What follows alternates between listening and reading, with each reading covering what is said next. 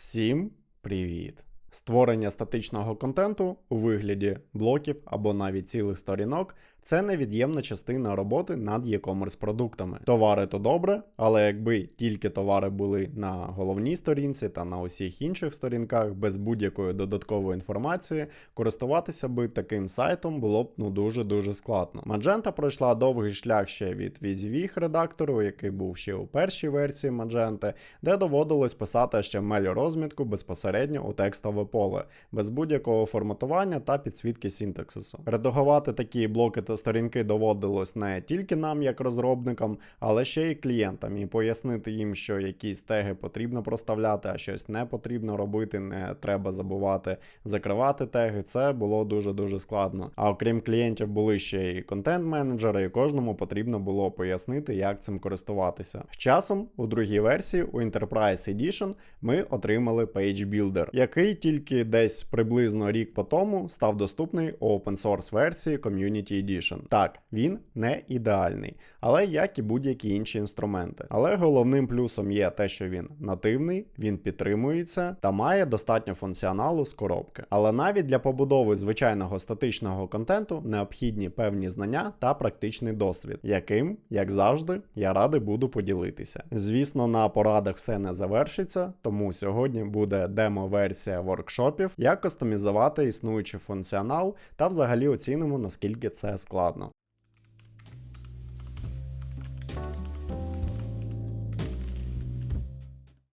Підписуйтесь на телеграм-канал та на телеграм-групу. Це зручний спосіб комунікації з вами, а також прямий доступ до мене, де ви можете звертатися, коли у вас виникнуть будь-які питання. Ще ось тут накидаю корисних посилань, де мене можна знайти на інших платформах, якби вам було цікаво, звісно. Підтримати мене та цей канал можна за допомогою сервісу BuyMeACoffee та, звісно, Монобанку. Це відео вже офіційно останнє з курсу, але я думаю, що можна буде провести якийсь стрім чи лайв-чат, я ще подумаю над форматом. Ми зможемо познайомитися ближче, ви зможете поставити питання у реальному часі. Можливо, якщо буде стрім, я зможу прикрутити якийсь донатний віджит. Як і обіцяно, 50% усіх донатів, які були зібрані протягом року, поки я записував цей курс, будуть направлені на підтримку наших славетних воїнів-героїв у лавах ЗСУ. Це відео буде останнім з курсу, але, звісно, не останнім на каналі. Тож, підписуйтесь, тицькайте дзвіночок, ставте вподобайку та залишайте коментарі.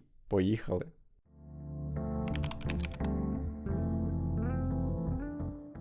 Що ж, розпочнемо ми з порад. І так як в нас це Page Builder, то ми перейдемо до адмінки. Вводимо наш домен, в мене це курс тест, і додаємо адмін. Переходимо до Content Blocks. У мене ще не встановлені блоки, бо я перестановлював Magento з 2.4.5 на 2.4.6, тобто встановлював нову. Якщо протягом курсу я показував створення нових блоків, їх наразі тут нема. Але це не дуже важливо. Тож, натискаємо Add New Block. І хочу в першу чергу звернути вашу увагу на блок title. Зазвичай тут вписують просто назву блоку, яку вважають за потрібно. І коли у вас збирається на проєкті, наприклад, 20, 30, 40, 50 блоків, неважливо скільки їх буде, але сам факт, що їх буде багато, за назвою розрізняти їх дуже складно і розуміти, де саме вони виводяться. Тож, наприклад, коли ми у цьому відео створювали блок size table, з такою назвою не зрозуміло, де цей блок шукати. Тому у назві ми повинні якимось чином дати зрозуміти, де цей блок виводиться. І зазвичай я використовую таку практику, як на початку у квадратних дужках писати, наприклад, product page чи просто PDP. Так само ви можете писати homepage чи frontpage, як називають, category або PLP, і далі Checkout, Shopping Cart, Order Success Page та інші. І так як частину блоків ви виводите не тільки за допомогою CMS-сторінок, а ще й в XML, то варто це додавати також до ID блоку. Тобто, наприклад, size table, PLP чи PDP. Неважливо. Головне, щоб ви зрозуміли мету цього. Йдемо далі. відкриваємо вже редактор. Тут, щоб накидувати якісь елементи, нам потрібно спочатку перетягнути row. І іноді я помічаю, особливо ті розробники, які працювали з першою Magento чи з open source версією, полюбляють використовувати HTML-елемент, HTML-код.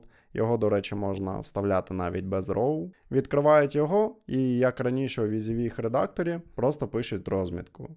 Благаю, не робіть цього. PageBuilder створений для того, щоб клієнт міг зручно редагувати. Так, вам як розробникам це, звісно, не буде зручно, бо PageBuilder створює велику вкладеність у DOM-дереві з HTML-елементів. Стилити це не дуже зручно, але до усього звикаєш. Головна мета, щоб було зручно клієнту. Не змушуйте його редагувати HTML-розмітку, бо це буде боляче дорого як для нього, так і для вашої команди і особисто для вас. Тож, замість того, щоб, наприклад, створювати якусь лінку за допомогою HTML-елементу, ми це закриваємо, видаляємо HTML-код, і перетягуємо елемент buttons.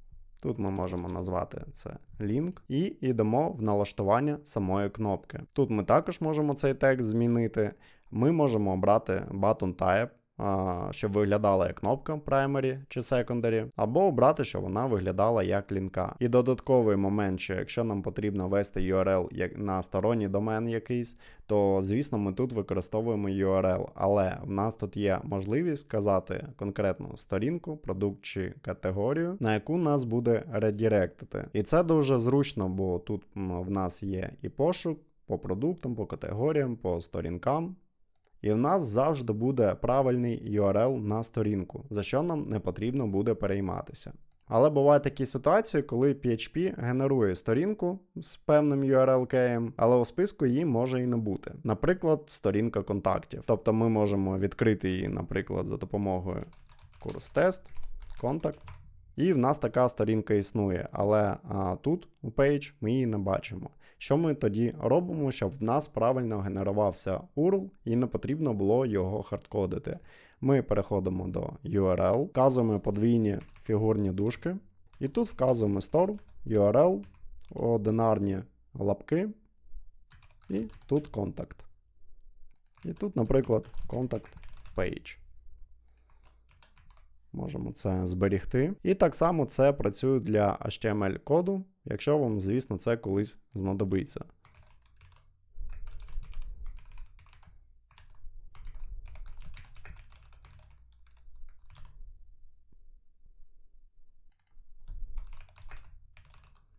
Тут можемо вказати contact link.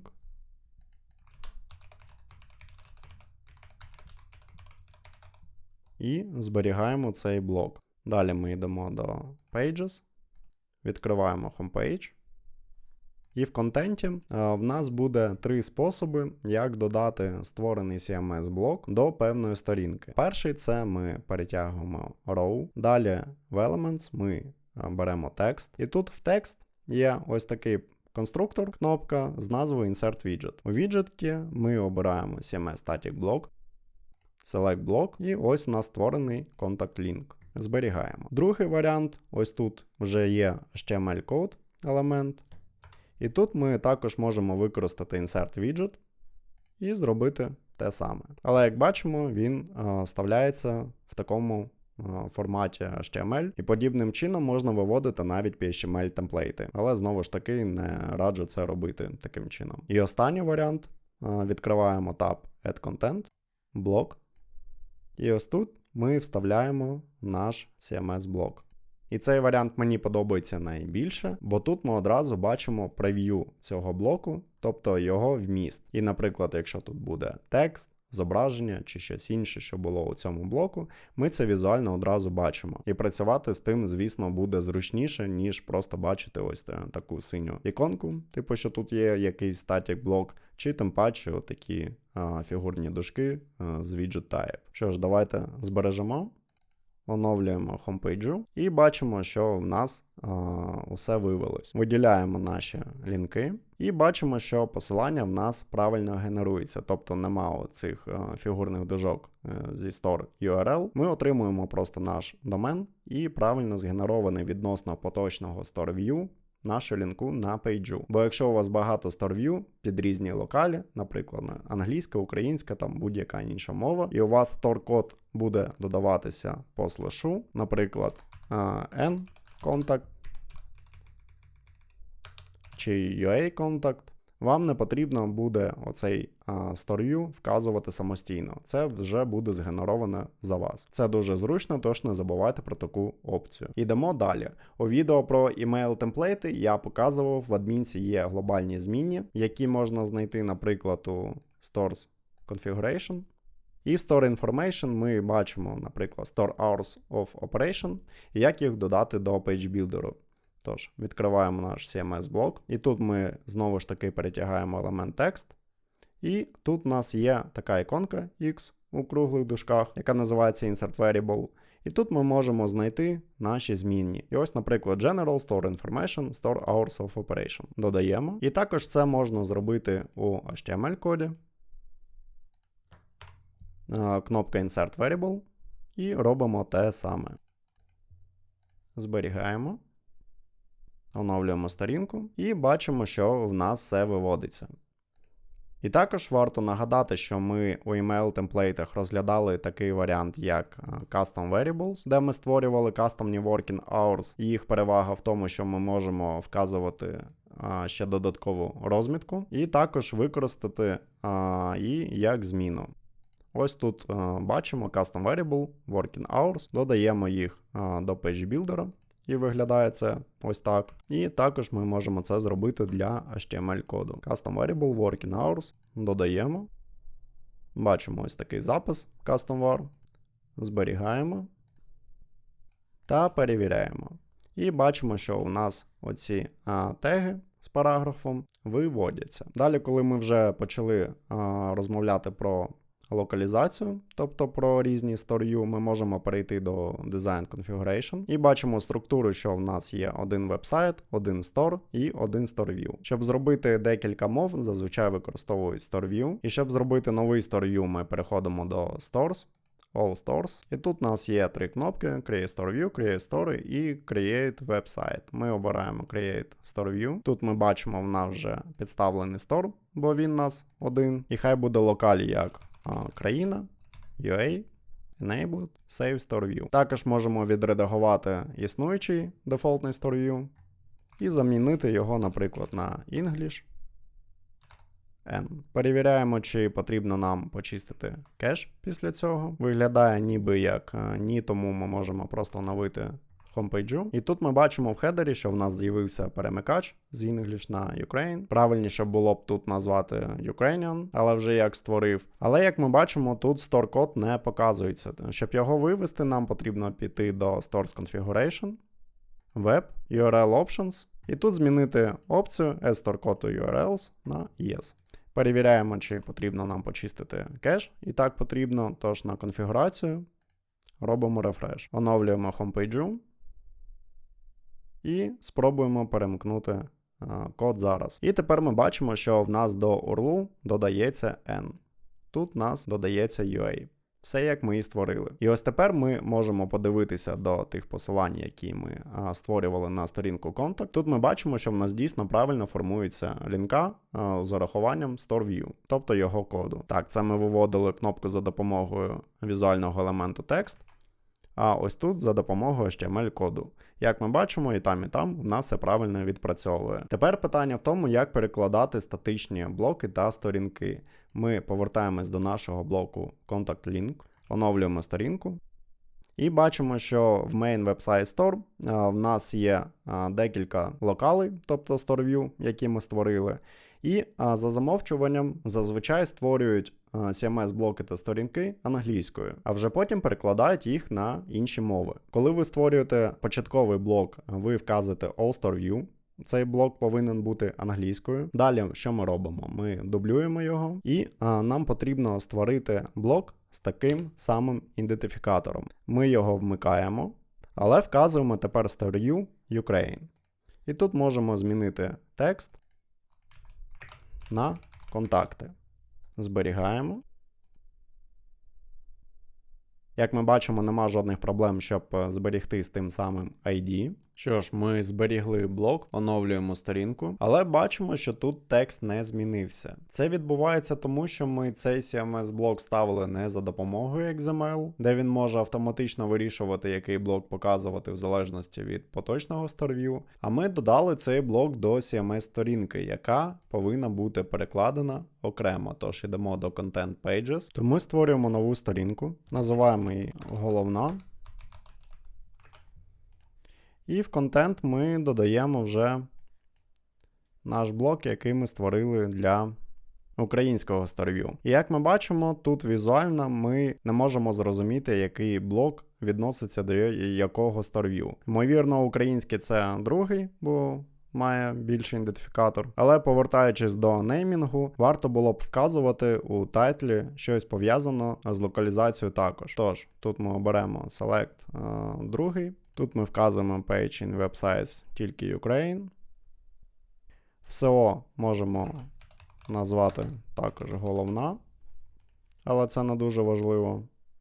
Окей, ми не можемо цього зробити на кирилиці, тож, окей, хай буде Home.ua. Далі ми йдемо в Stores Configuration, Web, Default Pages. І тут бачимо, що в нас є CMS Homepage, вказано Homepage для дефолтного конфігу. Тож ми переходимо у Ukraine StoreView, і тут ми обираємо нашу головну сторінку. Зберігаємо, знову рефрешимо кеш конфігурації та повертаємось на homepage. І ось тепер ми бачимо, що в нас перекладена сама сторінка, по-перше, і ми можемо виводити різний контент, і по-друге, в нас перекладений сам CMS-блок. Що ж, давайте рухатися далі. І ось, наприклад, ми створили якийсь CMS-блок, але зробили це як заготовку, яку можна буде якось потім редагувати. І зліва, наприклад, у нас буде зображення, справа якийсь текст на дизайнах, та ми зазвичай використовуємо lorem ipsum, просто щоб заповнити простір. Якщо ми просто збережемо це як CMS-блок, то потім, коли клієнт відредагує його, в нас не буде можливості якось потім відновити те, що створили саме ми як розробники. І раніше ми робили як? Ми створювали CMS-блок і називали його, наприклад, чи демо, чи example, чи template, і просили клієнта його не чіпати, просто дублювати і на його основі вже робити той CMS-блок, який він хоче. Ну, чи CMS-пейджу. Але тепер для блоків та сторінок в нас з'явилася така фіча, як Save as Template. І тут ми вказуємо Contact Link, наприклад, як назву. Зберігаємо. Нам пише, що template saved, і після того ми можемо піти і створити новий блок. І застосувати Apply Template. Тут у нас збережений вже шаблон. Застосувати його. Усі блоки, які ми створили, тобто у тому вигляді, якому очікувалось, одразу переносяться сюди. Це дуже зручно і це запобігає створенню зайвих CMS-блоків як демо-блоків.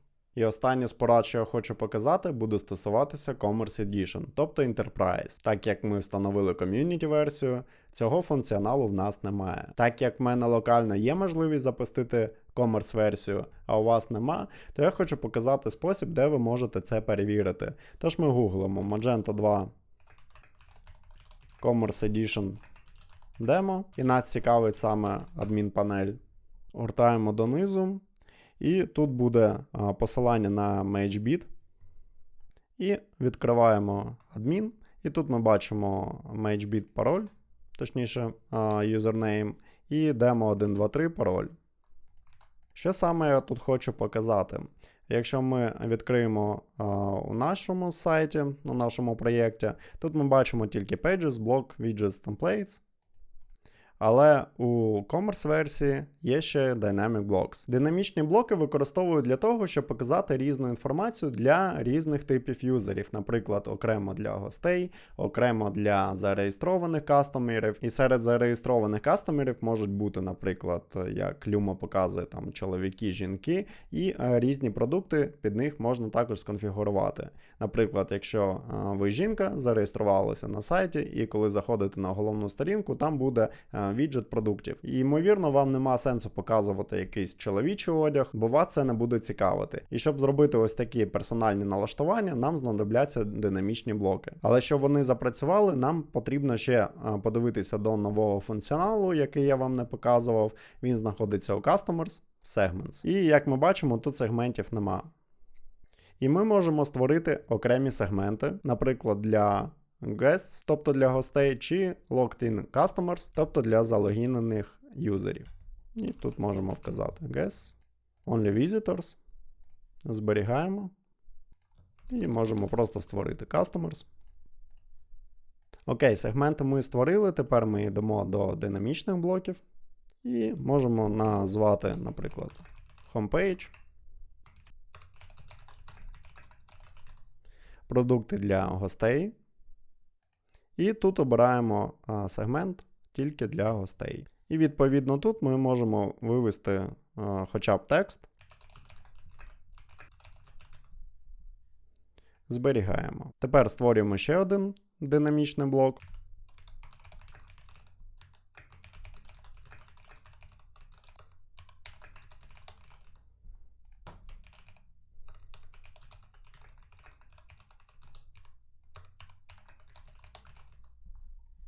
І також зберігаємо. І хочу звернути увагу, що варто було б створити окремі CMS-блоки. Так, це ускладнює функціонал, тобто, щоб вивести якийсь блок, тобто контент, нам потрібно спочатку створити динамічний блок, в нього вставити CMS-блок, і фактично ми будемо дублювати ці блоки, і вам буде здаватися, що в цьому нема сенсу. Але у наступному розділі цього відео я поясню, для чого ми це будемо робити. Тож, переходимо на Pages, Content Pages, обираємо Homepage і додаємо наш динамічний блок. Можна його навіть вставити без row і обираємо наші блоки. Зверніть увагу, що нам потрібно вставити обидва. Зберігаємо. А тепер відкриваємо фронтенд. Тут у нас є дефолтні віджити, гортаємо донизу. І бачимо, що так як ми не зареєстровані, у нас показується Products for Guest. І тільки вони. Тут у нас немає жодних кредів. То, в принципі, теоретично ми можемо тут навіть зареєструватися.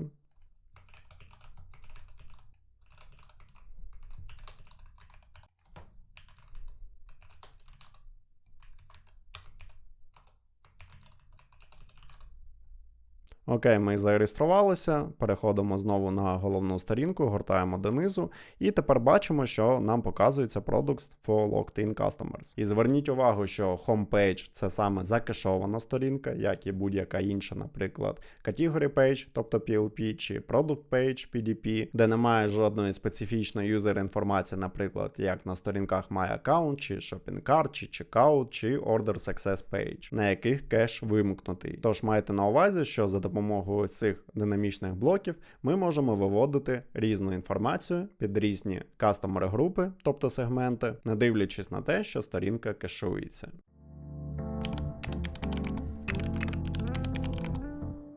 Що ж, окей, ми створили якісь сторінки, якісь CMS-блоки, але проблема з PageBuilder в тому, що ти не можеш просто взяти розмітку і скопіпастити її до, наприклад, стейджингу. До того ж, якщо у вас клауд, у вас може бути багато оточень, наприклад, там Master, Production, Staging, Integration чи Dev, як назвете. Тобто їх може бути 2, 3, 5, скільки завгодно, залежить від того, наскільки великий проєкт і скільки людей над ним працюють. І до того ж додається ще ваше локальне оточення. І, наприклад, ви створюєте блок локально, його потрібно буде перенести на клауд до всіх 5 оточень і постійно збирати цей темплейт з нуля. Це дуже довго по часу, а відповідно і дорого для клієнта. Тож, як зберегти кошти клієнту та полегшити роботу нам, в нагоді нам стане модуль, який дозволяє імпортити та експортити CMS-блоки та сторінки. Давайте його загуглимо. І ось перше посилання MSP Import Export CMS. Ось сам модуль і як його встановити. Тобто нам потрібно просто його зареквайрити за вендором та назвою модуля. І ось приклад, як це працює. Тож давайте його встановимо. Ми у нашому проєкті, у нас вже запущені контейнери. Якщо ні, то введіть команду bin start. І далі ми прописуємо bin composer і вставляємо require MSP CMS Import Export. Після цього ми робимо Setup Upgrade. І повертаємось до адмін-панелі вже нашого проєкту. Переходимо до блоків. І тепер, коли ми тут на чекбоксі обираємо якісь блоки, у нас з'являється можливість їх заекспортити. Давайте, наприклад, заекспортимо тільки один. І назвемо його за ідентифікатором. Тепер ми можемо цей блок видалити. І переходимо вже до Content, Import. Цієї лінки до того не було, поки ми не встановили модуль. Обираємо наш файл, тобто архів. І тут у нас є опції перезаписати існуючий блок, якщо він існує, або якщо він існує, нічого не робити. Тож ми робимо імпорт, повертаємось до блоків і бачимо, що цей блок перестворився. Він буде зберігати інформацію, у якому StarView показувати, тож за це також ви можете не перейматися. Тепер, чому коли я розповідав про динамічні блоки, що під них варто створювати окремі CMS-блоки? Проблема в тому, що цей модуль просто не вміє імпортити та експортити саме динамічні блоки, бо вони є тільки в Commerce Edition, тобто Enterprise, а модуль, певно, розрахований на підтримку обох версій, як Community Edition, так і Commerce Edition. Тому алгоритм дій наступний. Ви локально створюєте собі блок, накидуєте той темплейт, який повинен бути, обираєте його в себе локально, робите експорт, потім переходите на умовний стейджинг в адмінку, в Content Import і імпортите свій блок в тому архіві. Якщо ви створили цей блок як темплейт, то відповідно ви зберігаєте його як темплейт і можете, в принципі, видалити сам блок після збереження темплейту. І ще я дуже радив, незалежно від того, яку project борду ви використовуєте, тобто тулзи, наприклад, там Trello, Riot, Jira та інші. Якщо у вас є можливість до тікету прикріпляти якісь файли, які стосуються безпосередньо саме цього тікету. Додавайте оцей архів створеного CMS-блоку як бекап, бо може бути така ситуація, що в адмінці хтось щось видалить, клієнт змінить блок, ви забули зберегти це як темплейт і тощо. Так у вас буде завжди можливість скачати цей архів, заімпортити його і подивитися, який блок був при розробці і що змінилося потім, якщо потрібно буде щось відновити чи виправити. З досвіду можу сказати, що це реально може бути важливо та корисно, тож рекомендую не нехтувати цією порадою. І, власне, з порадами ми закінчили.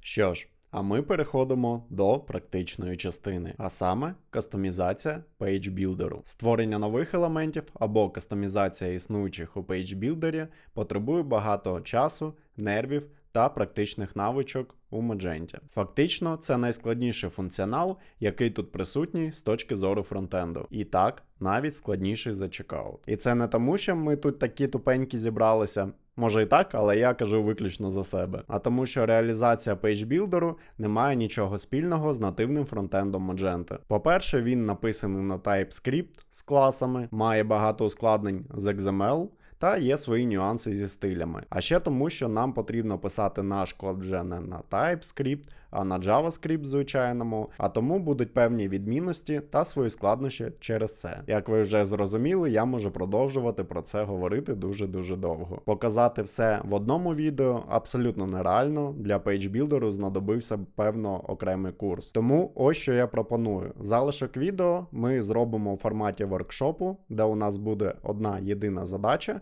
я її буду виконувати і покроково пояснювати, що саме і для чого я роблю. А саме, щоб у нас була змога додавати рядок до колонки, бо такого функціоналу з коробки немає. Після курсу обов'язково будуть воркшопи на різні теми, тому якщо буде потреба та попит, можливо ще щось зробимо саме для PageBuilder. І давайте для початку подивимось, чим саме нам потрібно буде працювати. Для цього ми одразу відкриємо декілька посилань і першим це буде GitHub Magento 2 Page Builder.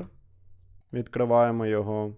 Далі гуглимо Adobe Commerce Page Builder Docs. І нам тут потрібно не Experience League, а саме DevDoc. Але зверніть увагу, що це стара документація під 2.3, то це не зовсім те, що нам потрібно. Тому давайте спробуємо знайти іншим шляхом. І ось у Frontend Development у нас є PageBuilder Developer Guide. І так, це вже те, що нам потрібно. І ще можемо загуглити GitHub Commerce Docs PageBuilder. І тут візуально я не бачу той репозиторій, який нам потрібен, але нам потрібен вендор Commerce Docs. Тож, ми відкриваємо будь-яке посилання, переходимо до Commerce Docs, і тут бачимо репозиторій Page Builder Examples. І тут же реалізовані певні цікаві штуки. Ви, по-перше, можете просто їх склонувати до себе до проєкту і спокійно їх використовувати. Або якщо ви пишете свій власний функціонал, ви зможете піддивлятися сюди та забирати ті речі, які необхідні вам для вашої задачі. Тож, давайте швиденько подивимось, що є в репозиторії. Переходимо в AppCode Magento, Page Builder, View, Admin.html. В принципі, звідси буде починатися наша робота, і, власне, тільки тут вона і буде відбуватися. Як ви знаєте, все починається з XML, тому ми відкриваємо layout, і так як ми будемо працювати з елементами row та column, саме до них і подивимось. І давайте для початку візуально спробуємо зрозуміти, що саме нам потрібно зробити. Тож ми переходимо до дашборду Magento Admin. Я оновлю сторінку, бо іноді викидає, і так само викинула зараз. І щоб не було такої проблеми в подальшому, бо з адмінкою нам працювати буде дуже-дуже довго, тому пропоную змінити значення cookie для адмін-сесії. Переходимо до System, точніше до Stores Configuration, гортаємо донизу, Advanced, Admin. І тут у Security є таке значення, як Admin Session Lifetime. За замовчуванням воно 900, це дуже мало. І можемо змінити на максимальне значення. І після цього не забуваємо почистити кеш. Тепер переходимо до Content Blocks, створюємо новий блок і переходимо в редагування. Якщо з елементом row нам, в принципі, все зрозуміло, це просто умовний контейнер, до якого ми можемо додавати будь-який контент. То з елементами column все трохи складніше, бо насправді, коли ми drag-and-dropом перетягуємо цей елемент columns, ми отримуємо елемент columns і всередині вже елемент column. Тож, оцей елемент columns це називається column group, тобто група, яка об'єднує в собі колонки. Але так як ми можемо всередині цієї групи робити декілька рядків з колонок, можете самі в цьому переконатися. Як бачите, другий елемент columns в нас не створився. У нас все ще знаходяться ці колонки в межах однієї групи, ось цієї. Тож на кожний рядок в нас є ще невидимий елемент, який називається column line. Тобто для цих двох колонок це один рядок, тобто один column line. Для інших двох колонок в наступному рядку це другий елемент column line. Тобто спочатку йде column group, потім column line, і всередині нього вже окремий елемент column. Це щоб ви розуміли архітектуру того, як компоненти наслідуються та використовують один одного. Окей, в row ми перетягнули columns, але якщо ми спробуємо row додати в якусь з колонок, у нас такої можливості немає. Ми можемо додати його тільки перед чи після. Тож саме у цій частині ми будемо робити можливість, щоб ми могли в column додати row. Але є проблема в тому, що у попередній компанії, де я працював, така можливість вже реалізована. І там зроблено так, що якраз drag-and-dropом можна передавати row ось сюди, тобто у конкретну колонку. Але через NDA я не можу показати той варіант, який був імплементований в тому модулі. І для цього я придумав інший спосіб, як це можна зробити. І перевагою цього способу саме для поточного відео буде те, що роботи буде більше. А відповідно, чим більше ми напишемо коду, тим більше нюансів ми зустрінемо, і я зможу більше пояснити. Тож окей, повертаємось до архітектури. Як ми вже запам'ятали, нас цікавлять елементи row та column. Ось ми бачимо column form, column group form, і нижче ще буде row form. А mobile нас не дуже цікавить наразі. Як ми бачимо, тут взагалі нічого цікавого нема, всі файли майже однакові. Ми просто звертаємось до контейнеру content і додаємо туди UI-компонент. UI-компоненти саме у такому форматі якраз використовуються у адмінці для побудови тих таблиць, з якими ви працюєте. Наприклад, там CMS-блоки, пейджі, кастомери, продукти, категорії та інше. І є два основних типи цих форм – це лістінг та форм. Лістінг – це таблиця, де ви бачите усі записи, наприклад, список усіх створених CMS-блоків. А форма – це ті поля та таби, які ви редагуєте безпосередньо в редагуванні конкретного блоку, чи, наприклад, продукту, чи категорії. Тут у нас є layout, який створює column form, і відповідно ці форми знаходяться у директорії UI Component. І тут ми також можемо знайти PageBuilder Column Form XML. І тут ми бачимо побудову звичайного UI-компоненту, але таким, яким його звикли бачити саме бекендери у адмінпанелях. На фронтенді ми будуємо UI-компоненти трохи інакше. І в цьому відео я не буду ускладнювати матеріал за допомогою цих форм. Тому нам знадобиться тільки директорія PageBuilder, Content Type, і тут ми будемо працювати з column і, відповідно, з елементом row. І покроково, як я буду робити задачі, я буду пояснювати, що тут відбувається. І далі давайте ще подивимось на JS.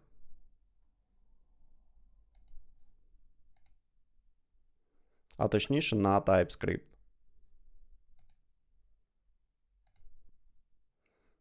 І ми будемо зустрічати два файли Preview та Master. Preview, як компоненти, так і JavaScript код використовуються, щоб саме у адмінці, поки ми редагуємо, відобразити якісь елементи та чайлдові елементи. А Master вже завантажується тоді, коли ми натискаємо Save. І відповідно на сторфронті дані також виводяться з Master. Ну, правильніше сказати, вони взагалі виводяться з бази, бо відпрацьовує Master компонент. Він генерує ту розмітку, яка вже потрібна з усіма скомпільованими даними, і зберігається в базу. Тож фактично і мастер, і прев'ю ми бачимо тільки в адмінці, але знову ж таки прев'ю це коли ми редагуємо, мастер вмикається тільки тоді, коли ми сейвимо. Тож у цьому відео ми будемо працювати тільки з прев'ю. Відкриваємо його, і тут ми бачимо такий вже сучасний JavaScript, TypeScript, але не зовсім сучасний, бо все ж таки тут використовуються класи. Не здивуюся, якщо це також писали бекенд-розробники.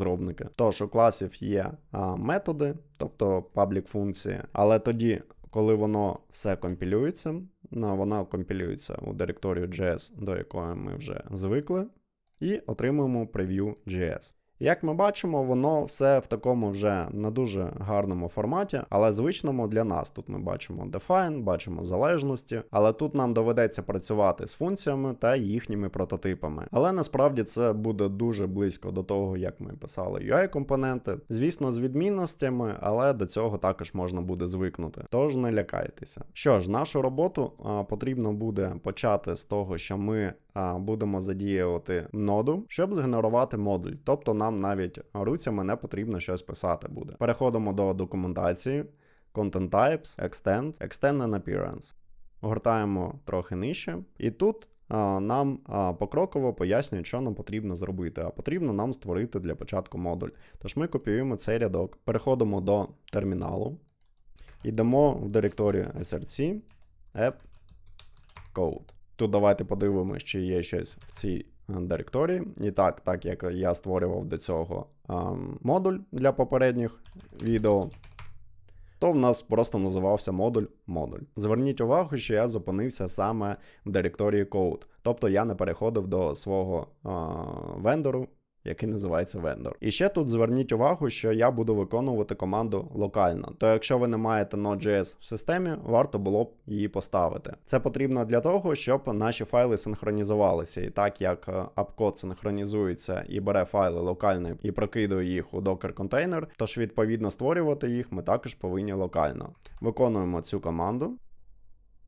Тут ми бачимо, що нам чогось не вистачає, натискаємо ОК. І тут нас питають, що ми хочемо зробити: відекстендити існуючий компонент чи створити кастомний. Так як ми будемо працювати з існуючим елементом column, то ми вибираємо Extend. І відповідно тут обираємо column. Тут нам потрібно ввести vendor, так як в мене директорія вже створена, я також її назову vendor. Вона не перезапише, а просто покладе новий модуль в ту директорію, яка вже існує. А module name хай буде також PageBuilder, як у нативній Magento, тобто у директорії vendor. І у модуль description ми можемо додати add row to column. Ми нібито все створили. Тепер що ми робимо? Ми використовуємо команду bin Magento,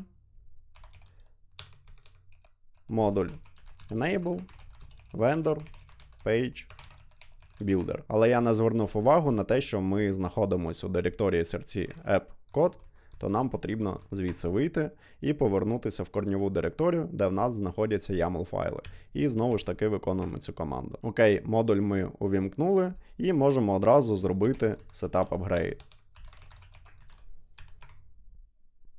І давайте подивимося, що у нас утворилось у нашому проєкті.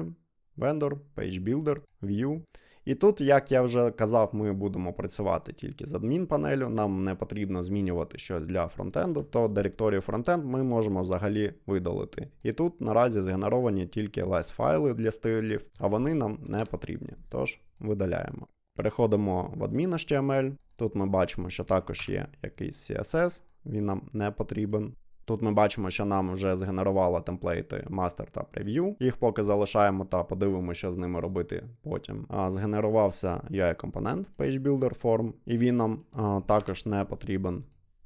І ми залишаємо тільки Page Builder, Content Type, Column, і ось тут ми будемо працювати. Що ж, у цьому модулі, у цьому файлі, який вже згенерований, нам залишили підказки. По-перше, куди дивитися до оригінального XML, щоб побачити, що там є.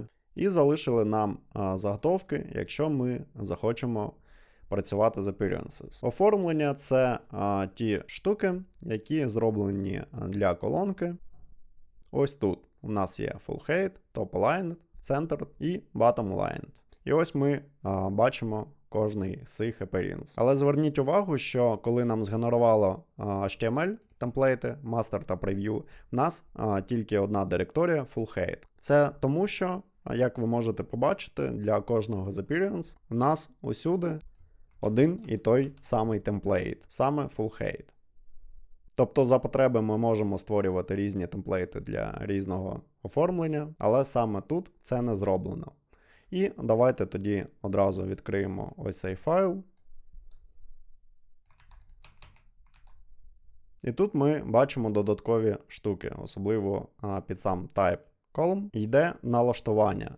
По-перше, два компоненти, форма, а далі конфігурація того, де цей елемент буде виводитися в меню. І меню секція в нас layout, тобто ось він і ось columns, icon, sort order та translate, відповідно. Далі в нас є брейкпойнти, і mobile створює додаткову форму, column mobile form. Parents та children використовуються для того, щоб зробити можливість забороняти чи навпаки дозволяти вставляти один елемент в інший. І тут ми бачимо, що за замовчуванням в усі елементи нам заборонено додавати column, але дозволено до column line та ще одного column. А для childrenів зроблено навпаки. Default policy нас можна додавати будь-які чилдові елементи, але певні з них заборонено. Це row, column та column line. А ось цей флаг і system, здається, якраз дозволяє сховати цей елемент ось у цьому меню. Тобто, як бачите, у layout окремого елементу column у нас нема.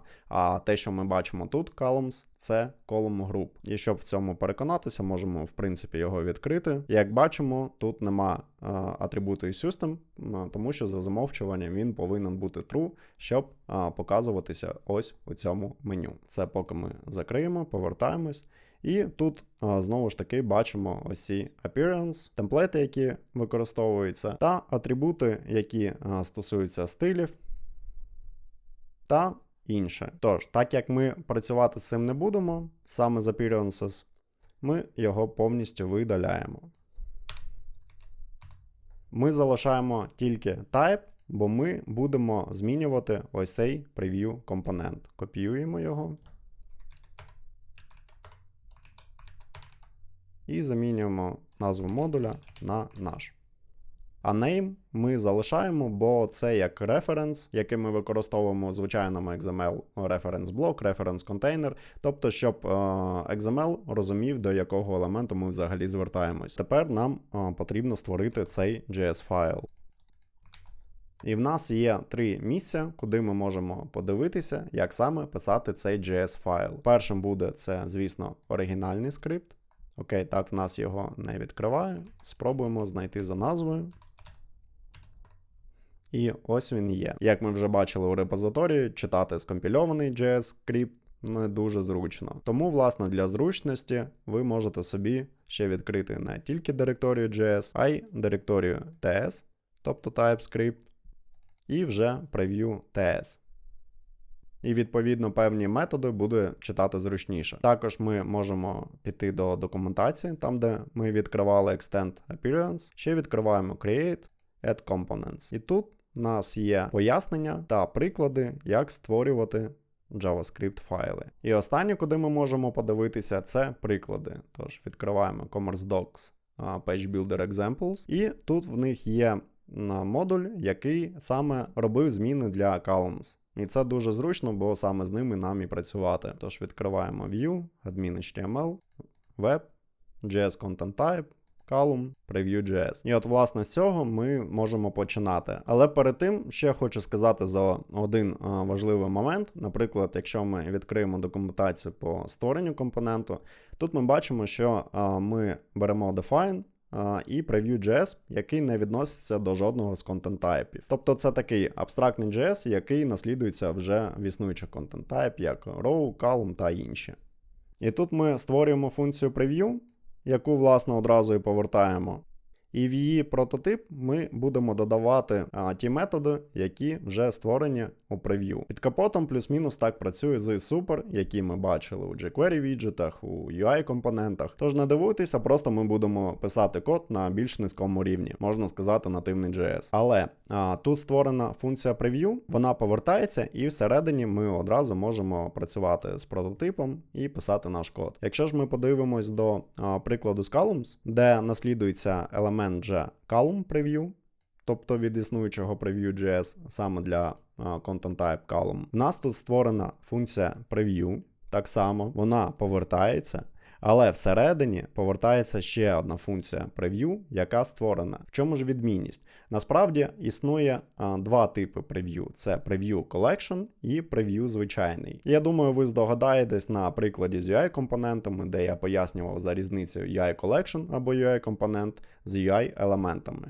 Тобто один може в собі зберігати інші компоненти або елементи, а інший являється кінцевим компонентом, який в собі нічого не повинен мати. Тож до Column ми можемо додавати інші елементи, і тому це в нас колекція. І тому для колекції потрібно створювати ось такі два рівні. Спочатку ми повертаємо саму колекцію, а потім повертаємо прев'ю самого елементу. То з цією інформацією ми можемо рухатися далі. Звідси ми поки що беремо тільки залежність, повертаємось до нашого Preview.js і додаємо цю залежність до нашого масиву Depth. Так, у нас тут увімкнутий ESLint. Я поки що його вимкну. І, певно, я одразу відформатую, бо залежностей в нас буде багато.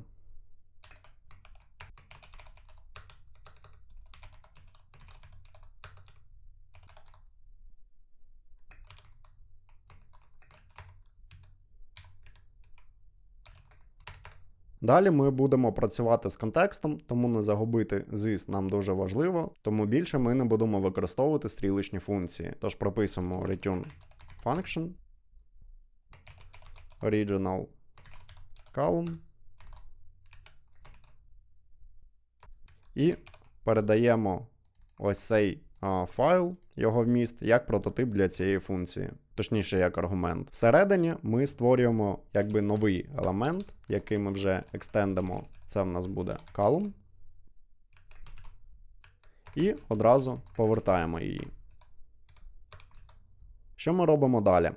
У Preview.ts ми бачимо, що цей клас в конструкторі очікує три аргументи: Content Type, Config, Observable Update. І вже у Super працює з ними. Щоб не передавати всі аргументи, ми можемо просто відправити масив аргументів за один раз. Тож ми повертаємо Original Column, Apply these arguments. Далі нам в нову створену функцію Column потрібно передати прототип і усі методи, які є в Original Column. І тут ми можемо подивитися, як це зроблено за допомогою функції Inherit Loss, тобто загублене успадкування. І те саме ми можемо знайти у Preview.js вже скомпільованому. Тут ми беремо ось це і можемо закинути прямо перед define, як це зроблено в оригінальному. Але тут всередині ми можемо побачити, що використовується ще функція setPrototypeOf, тому і нам також потрібно звідси забрати. І далі ми забираємо собі оцей Inherit Loss. Тільки Preview ми замінюємо на наш Column, а Preview Collection 2 на Original Column. І так як ми будемо йти не через drag and drop, тобто, щоб не перетягувати елементи сюди.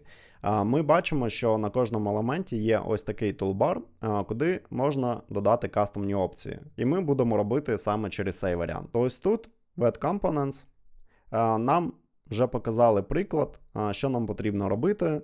Тобто в прототипі буде метод retrieve_options. Нам потрібно буде викликати умовний zSuper, який повертає опції. Це буде об'єкт з опціями. І сюди ми можемо як змінювати існуючі ключі, тобто існуючі опції, або додавати свої. І обов'язково нам потрібно буде ці опції повернути також, не забути. Тож ми повертаємось до нашого файлу і далі використовуємо вже column prototype retrieve options.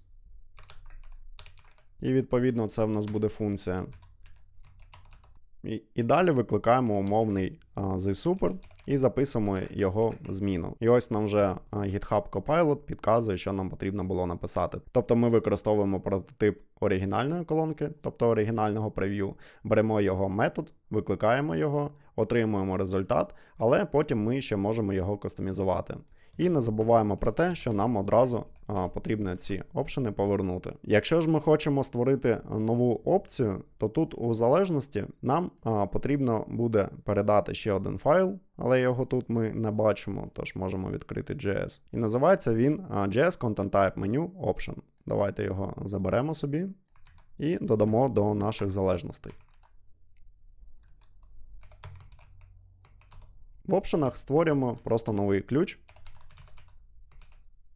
І тут не важливо, як ми його назвемо, як вам подобається.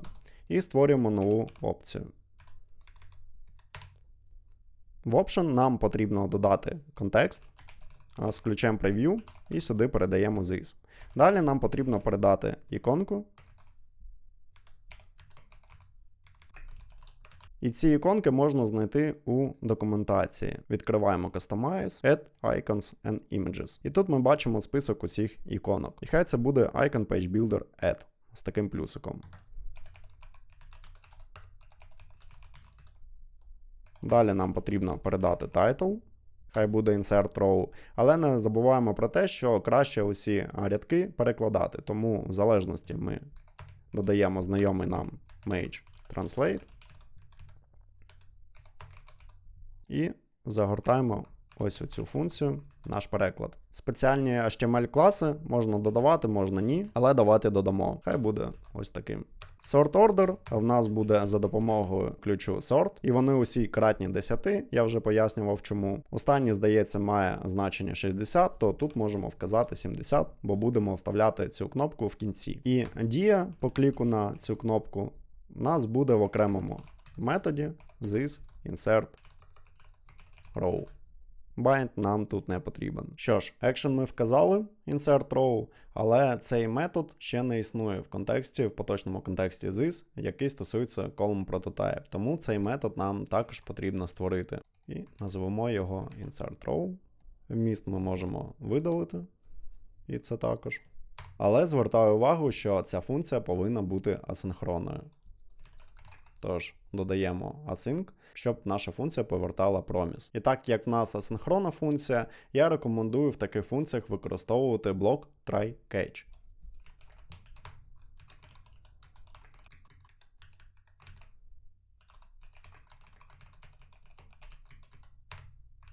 І у разі помилки ми будемо виводити помилку у консоль. Можете звернути увагу, що підказками GitHub Copilot я майже в цьому випадку не користуюсь, бо він абсолютно не розуміє, що мені потрібно. Але я спеціально його увімкнув, щоб ви розуміли, під які задачі він підходить, під які ні. І, можливо, на цьому базували ваше рішення придбати підписку чи ні. Тож, в цьому методі ми одразу будемо створювати елемент row і додавати його як child елемент до column. І так як row цей існуючий елемент, нам потрібно отримати його конфіг, щоб не прописувати його самим. Тож ми повертаємось до define і можемо здублювати навіть тут. І тут просто буде JS-config. І відповідно сюди також його додаємо. Повертаємось до нашого методу і створюємо зміну row_config. І нас буде цікавити метод getContentType_config. І відповідно передаємо назву нашого елементу row. Можемо законсолити та подивитися, що в нас взагалі виходить. Це ми збережемо.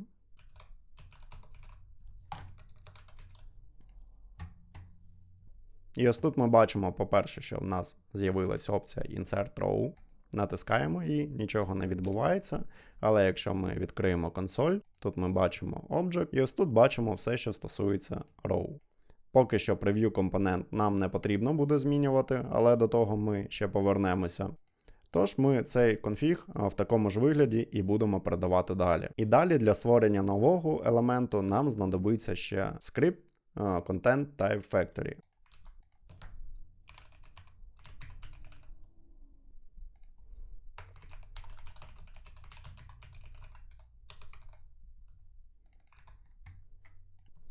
І ми створюємо child row, вже новий елемент. Робимо await, бо ця функція також асинхронна. І викликаємо її з 3 аргументами. Перше це row config. Друге це поточний content type, тобто parent. І також ми передаємо state sheet.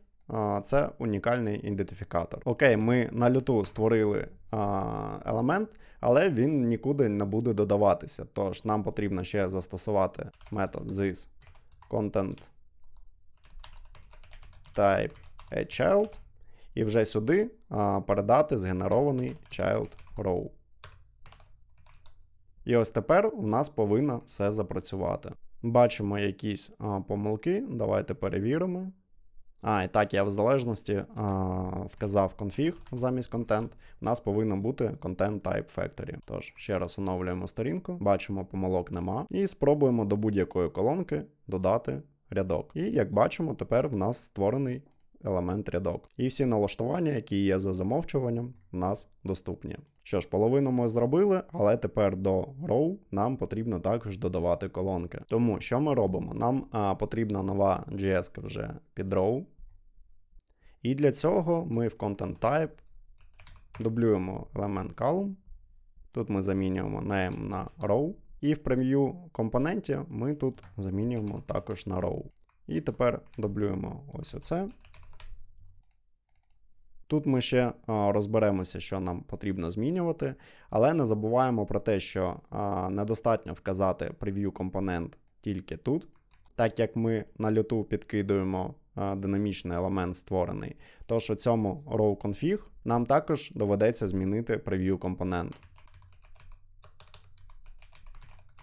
Тож ми передаємо новий об'єкт, всі ключі будуть ті самі, але за виключенням прев'ю компонент.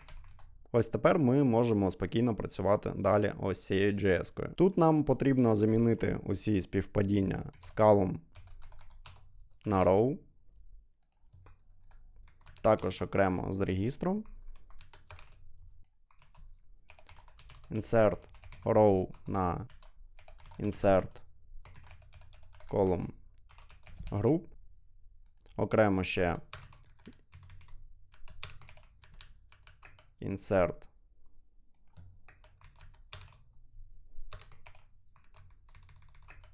column group, і тут також залишився тільки клас. Можемо замінити його ось так. Що ж, як ми бачимо, навіть original column замінився на original row. В залежностях content type column також замінився на row, і відповідно більше нічого нам не потрібно змінювати.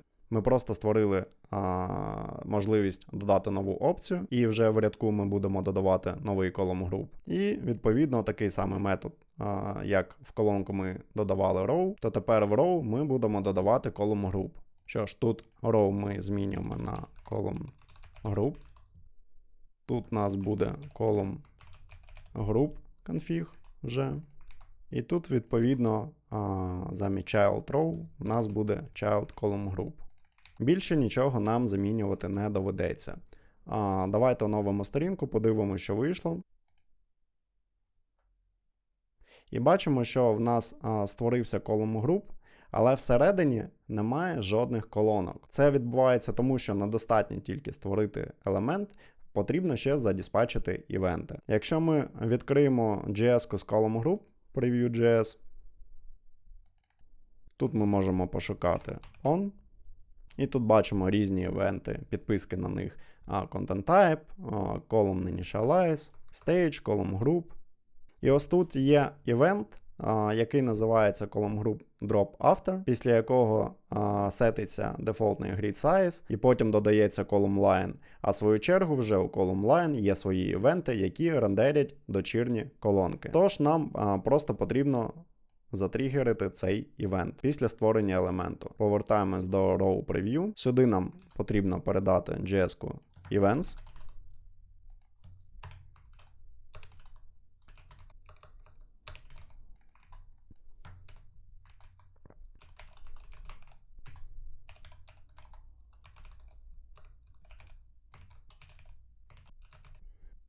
А даними в цей аргумент в нас буде об'єкт з одним єдиним ключем ID, і сюди ми будемо передавати ID елементу, який ми створили на люту. Ось цей. В принципі, це все. Можемо перевіряти, як це працює. Тож, колонку ми додаємо row, а в row ми додаємо column group, який в свою чергу додає column line, і column line рендерить на люту наші колонки. І відповідно ми можемо тут зробити певну рекурсію і додавати ще більше row, ще більше колонок, щоб зробити якийсь складний макет. Що ж, це рішення також не ідеальне, його потрібно допилити, але я вам дав основу, з чим ви можете працювати, та й в принципі навіть цього функціоналу буде достатньо, щоб робити якісь складні темплейти. Сподіваюся, вам це було цікаво та корисно.